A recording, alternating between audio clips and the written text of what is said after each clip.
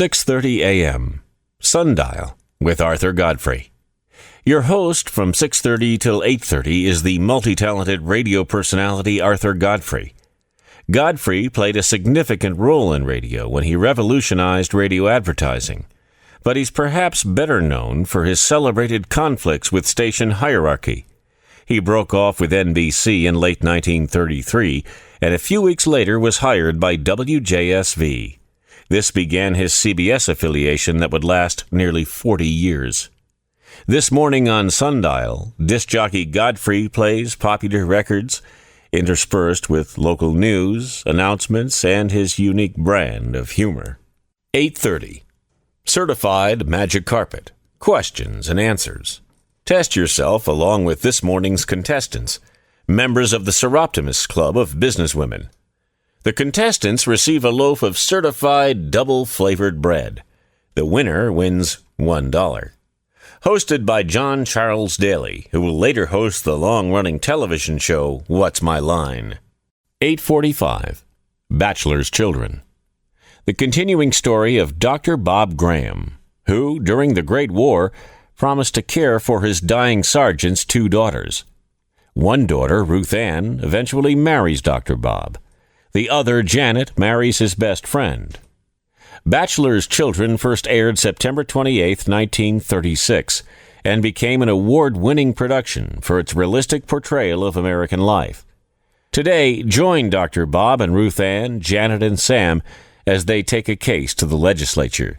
Dr. Bob is Hugh Studebaker, Ruth Ann, Marjorie Hannon, Janet, Patricia Dunlap, Sam Ryder, Olan Soule. 9 a.m. Pretty Kitty Kelly. Pretty Kitty Kelly first aired April 26, 1937. It's murder, kidnapping, and other plots of intrigue that meet with Kitty Kelly, a young Irish lass who arrives in America with amnesia. Today, Kitty's former sweetheart, now her lawyer, is working to prove Kitty innocent of a murder charge. He believes that 2 foreign agents are the real culprits, and that Kitty's defense hinges on the murder weapon, the gun. Kitty is played by Arland Blackburn.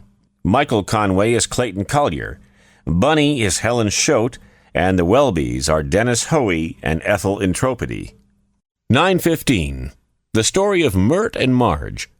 The world of the theater and the world of life, and the story of 2 women who seek fame in the one and contentment in the other. Created by vaudevillian Myrtle Vale, Mert and Marge, is the story of 2 chorus girls, actually long-lost sisters, whom fate reunites as suddenly as it separated them years before. The first major soap opera of the air began November 2, 1931, as an evening serial. 5 years later, it became a daytime drama. In today's program, Mert and Marge are in New York, at their 49th Street Theater, where some new information about a co-worker is causing troubles. Mert Spear is Myrtle Vale. Marjorie Minta is Donna Demerel. 9:30. Hilltop House. Bess Johnson is a caseworker at the Hilltop House Orphanage, struggling with the conflict between romance and her work. Hilltop House first aired November 1, 1937, later to become The Story of Bess Johnson and Julie of Hilltop House. In today's drama, Captain John Barry is steadfastly refusing to tell Bess anything about her sister-in-law, Gwen. We know that he holds Gwen responsible for his brother's death, and we know that Gwen was once in love with John. Bess Johnson as Bess Johnson. 9:45. Stepmother. Can a stepmother successfully raise another woman's children? That's the real-life story of Kay Fairchild, a stepmother who tries. Kay gave up her career in journalism to marry the widower John Fairchild, then finds it isn't easy. There are battles that follow with belligerent stepdaughter Peggy and the other woman in John's life, scheming divorcee Adela Winston. In our story today, there may be another villain. Kay and John became suspicious of Mrs. Clark in yesterday's episode.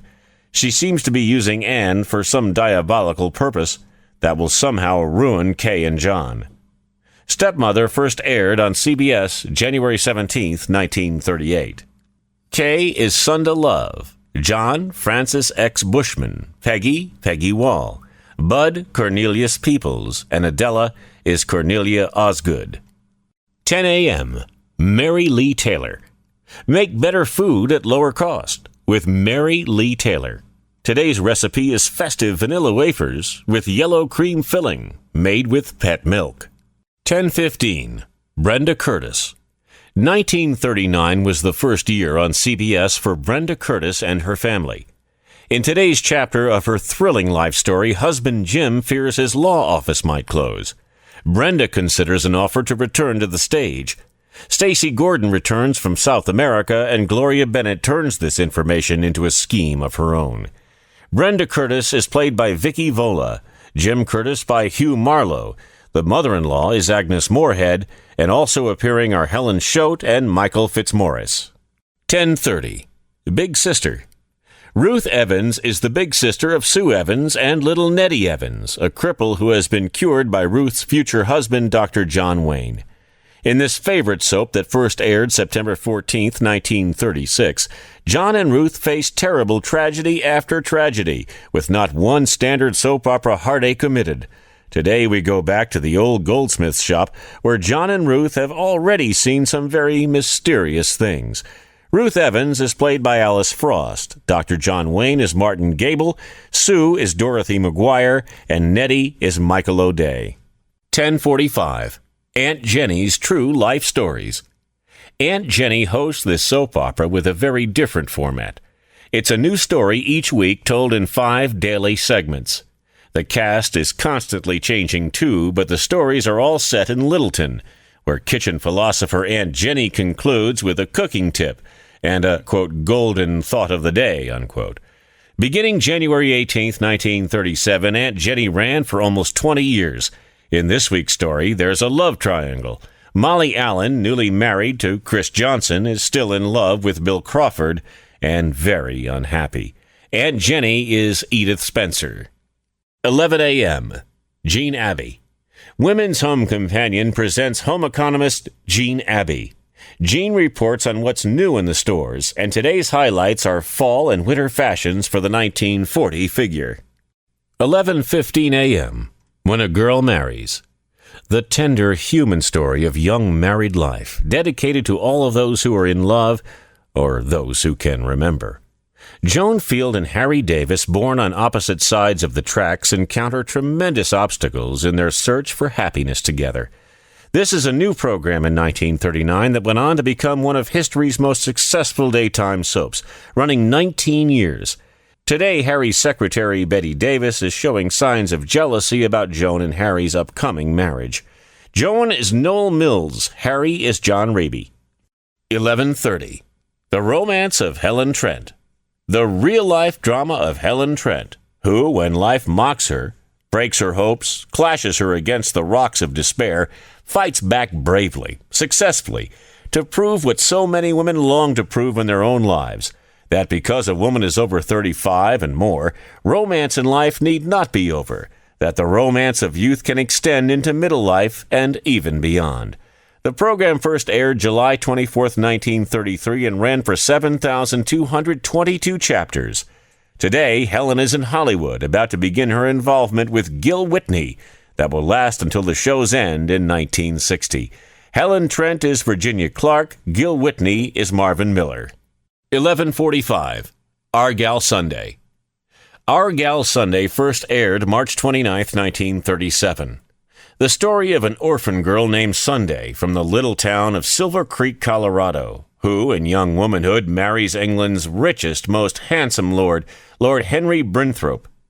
The story that asks the question, can this girl from a mining town in the West find happiness as the wife of a wealthy and titled Englishman? Today, Sunday is facing her first long separation from Lord Henry, now a captain in the English army. Sunday is Dorothy Lowell, and Lord Henry was played by Alster Duncan. Noon. The Goldbergs. Meet Molly, Jake, Sammy, and Rosalie, the Goldbergs, a warm and eccentric Jewish family living on New York's Lower East Side. Created by and starring Gertrude Berg, this unique comedy is noted for its authenticity in dialect and sound effects. It first aired November 20th, 1929, and ran for more than 15 years. giving birth to a Broadway play and later a hit television series. Join the Goldbergs today as Molly and Jake continue their unusual chauffeured ride. Molly is Gertrude Berg, Jake is James R. Waters, Rosalie, Rosalind Cyber, and Sammy Alfred Ryder. 12:15. Life Can Be Beautiful. Carol Conrad is a young girl from the slums, taken in by Papa David Solomon, owner of the Slightly Read Bookshop. Here she becomes Chi-Chi, girl of the streets, and becomes a daughter to Papa David. An inspiring message of faith drawn from Life Can Be Beautiful went on to become one of the best loved of radio soaps. As this episode begins, Chi-Chi and her husband, David Hamilton, are low in spirits. They're trying to find work, and so far it's been a pathetic effort because Stefan is still in his wheelchair and Chi-Chi isn't well equipped for a job. Chi-Chi was played by Alice Reinhart, Papa David by Ralph Locke, and Stefan Hamilton by John Holbrook. 12:30. Road of Life. Dr. Jim Brent, surgeon at City Hospital, adopts a young orphan who he names John and draws the attention of the beautiful Carol Evans. This dynamic story of Dr. Jim Brent was first broadcast on September 13th, 1937. Today in our story, a trial opens. It's the state of Illinois versus John McEwen, and the 11-year-old boy is charged with murder in the first count, manslaughter in the second. It's a momentous day for the impressionable youngster upon whom it will leave an indelible impression for the rest of his journey on the road of life. Dr. Brent is Ken Griffin. Carol Evans is Leslie Woods. 12:45. This Day Is Ours. Directed by Chuck Vincent, written by Carl Bixby and Don Becker, this radio soap made its debut in 1938. It is the story of Eleanor MacDonald and Curtis Curtis. And as today's story begins, Kurt returns home from his job search, and Eleanor is sewing and mending her meager wardrobe in preparation for her coming marriage. Eleanor MacDonald was Joan Banks. Curtis Curtis was Jay Jostin. Pat Curtis, Patricia Dunlap. Wong was Alan DeWitt. Eugene Snell was Julian Noah. Frank Allison was House Jameson. And Catherine Allison was played by Agnes Moorehead. 1 o'clock. The Sunshine Report. At 1:15, The Life and Love of Dr. Susan. Dr. Susan Chandler is an attractive young woman doctor trying to make life worthwhile for herself and her 2 young children. Join Dr. Susan today in the story of Butch Bixby and his love, Annabelle Waite. Could a romantic misunderstanding be the reason Butch refuses to pitch for the big exhibition game? Dr. Susan Chandler was played by Eleanor Phelps, Dr. Howard Chandler by Fred Barron, Miranda Chandler by Mary Cecil, Marilyn Chandler by Gloria Mann, and Dickie Chandler by Tommy Hughes. 1:30. Your Family and Mine. Premiering in 1938, this is the story of Judy Wilbur, the red-headed angel, and her loves. Today, we join Steve Morgan and Judy at the hospital, where Woody Marshall is undergoing the surgery that may restore his eyesight. Judy intends to remain loyal to Woody, but Steve has other plans for her. Woody Marshall was played by Raymond Edward Johnson, Judy Wilbur by Joan Tompkins, Matthew Wilbur by Bill Adams, and Winifred Wilbur by Lucille Wall. 1:45. News. U.S. will fight, Japanese says. Yokohama, Japan, September 20th, AP. Yokoshiro Suma, former counselor of the Japanese embassy at Washington, expressed belief today that it is, quote, only a matter of time, unquote, until the United States enters the European war. Quote, unlike 1914, the Americans now are definitely anti-German, and because they are emotional people, I believe it is only a matter of time before the United States goes to war, unquote, he said. The Washington Post, September 21st, 1939. 1:50. Albert Warner. 2 o'clock. President Roosevelt's address to Congress. 2:40. Premier Edward Daladier. 3 o'clock. Address commentary. President Franklin D. Roosevelt called special sessions of Congress 2 times previous to this. First in March of 1933 to pass emergency New Deal laws. Second in October of 1937 to enact his social, labor, and farm legislation. President Roosevelt has called this third special session to suggest certain changes be made in existing neutrality laws. He calls on Congress to repeal the embargo provisions of the American neutrality law and asks to substitute a cash-and-carry trade.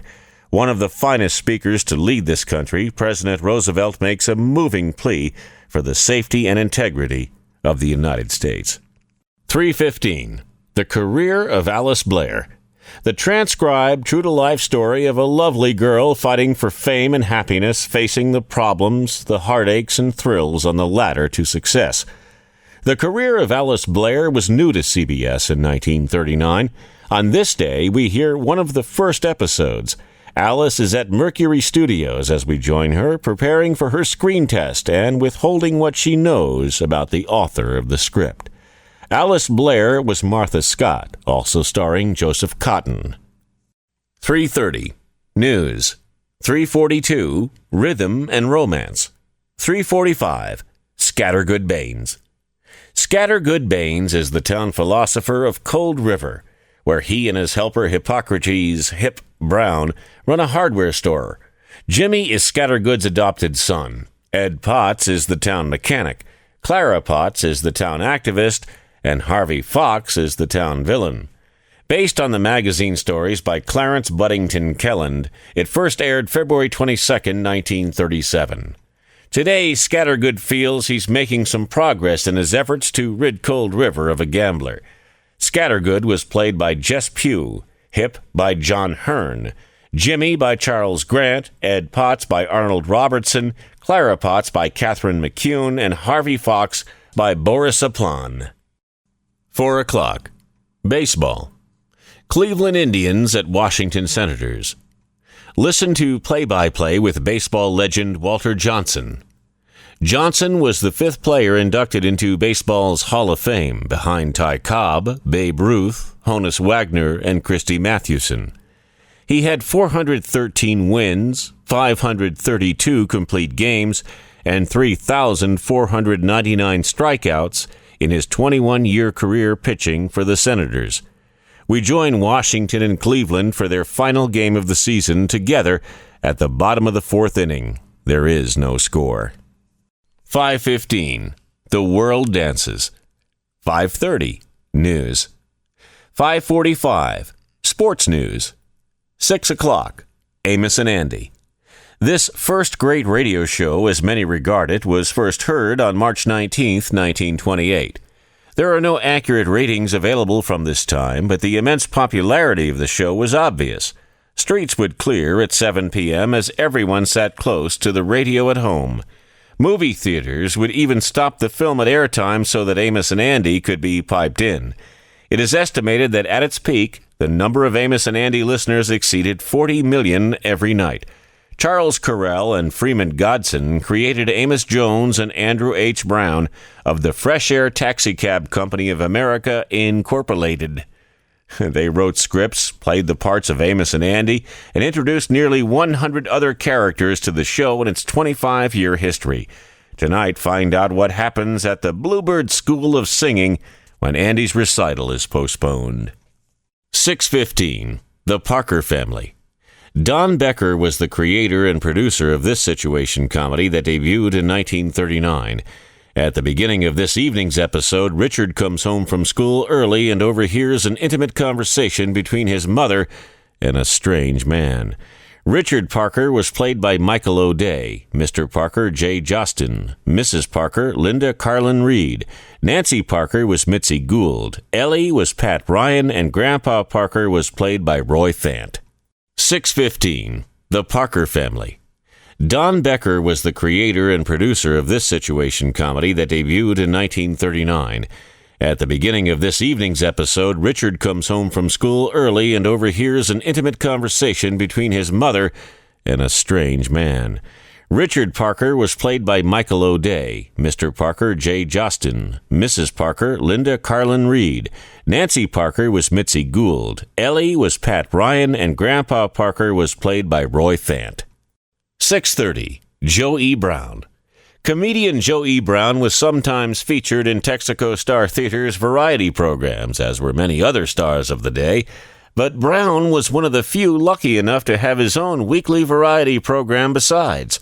From Los Angeles, California, Joe E. brings us the drama Bugtown. Harry Sosnick and the Post Toasties Orchestra play Ding Dong, The Witch is Dead, and other selections from The Wizard of Oz. And Post Toasties songstress Margaret McRae sings Are You Having Any Fun? With Don Wilson, Frank Gill, Bill Deming, and Paula Winslow as Jill. 7 o'clock, Ask It Basket, another quiz program hosted by Jim McWilliams, radio's original question and answer man. On today's show, 4 contestants, a sailor, a student, a stenographer, and a department store buyer, compete for 3 cash prizes. Third place, $5. Second place, $10. First place, $25. 7:30. Strange as It Seems. Fascinating, strange stories from every corner of the globe. Tonight, a man whose touch was gold. The most beautiful wife in America. The scientist who was traded for a racehorse, and the duel that was fought with a powder keg. Dramatizations plus live in-studio interviews with the new Mrs. America and Dr. George Washington Carver. Created and produced by Cyril Armbruster, narrated by Gain Whitman, Strange as It Seems debuted on CBS in 1939, based on the newspaper cartoon series by John Hicks. 8 o'clock. Major Beau's Original Amateur Hour. Around and around she goes, and where she stops nobody knows, was the opening phrase that became famous as Major Beau's Wheel of Fortune spun around. Amateur Hour first aired March 24, 1935, and became the nation's most popular radio program during its first year. Not only did it have the most devoted listeners, it had the most devoted hopeful contestants. People willing to give up everything they owned to come to New York City and compete. Of course, not everyone found fortune, and the immigration became such a welfare problem for the city that the show eventually had to be limited to New York residents only. Major Edward Bowes died in June of 1946, and his show died with him, until an old co-worker resurrected it 3 years later, and it lasted until 1952. On tonight's program, hear ballads, blues, and opera, a yodeling trio, a whistling wizard, the Harlem Roustabouts, and more. 9 o'clock. The Columbia Workshop.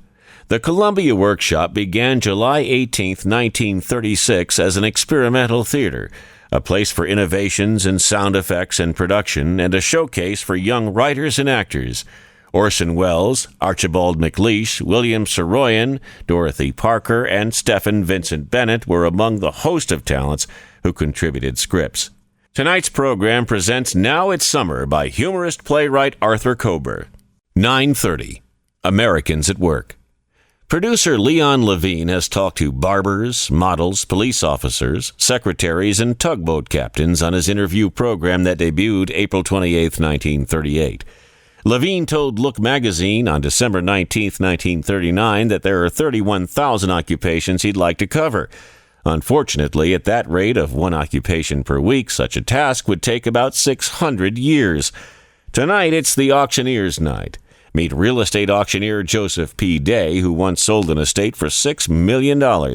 Another auctioneer interviewed sells eggs, another furs. 10 o'clock. News. 10:15. Music. 10:30, Albert Warner. Albert Warner, CBS News analyst, gives the midweek review, a report and review of the highlights in the news from the nation's capital. 11:30, Teddy Powell Band. Coming to you from that old jive hive, the famous store on 52nd Street, it's Teddy Powell and his orchestra. Teddy Powell was a successful songwriter and member of Abe Lyman's band before he started his own band in 1939. His big-time debut was at New York's famous Door, and this broadcast from the club is one of Powell's first. The band did well here, but Powell had some troubled years to come with a fire that burned all his instruments, the draft that took nearly all his members, and the Musician Union's recording ban of the 1940s that prevented his music from being widely heard. Nonetheless, Powell organized several more bands in his career, and each one was respected by music critics and enjoyed by anyone who heard them play. This broadcast includes Melancholy Mood, It's All Over Town, I Found the New Baby, and other hits. Midnight, Louis Prima Orchestra. A jazz trumpeter from New Orleans, Louis Prima was critically admired for his musical talents and tastes, while popular for his zany lyrics and antics on stage. From the Hickory House, Louis Prima and his orchestra do Baby Me, I'll Remember, Stairway to the Stars, Should I, and more. 12:30 a.m. Bob Chester Orchestra. The Bob Chester sound is the Glenn Miller Reed sound, but with its own individual flair. One qualifying factor is singer Dolores Dodie O'Neill. The other is Alec Fila, the 18-year-old trumpeter straight from the Juilliard School of Music who leads the brass section. Both are here tonight performing on Blue Orchids, Dancing in the Dark, A Man in His Dreams, and other hits. The author of this text is uncredited.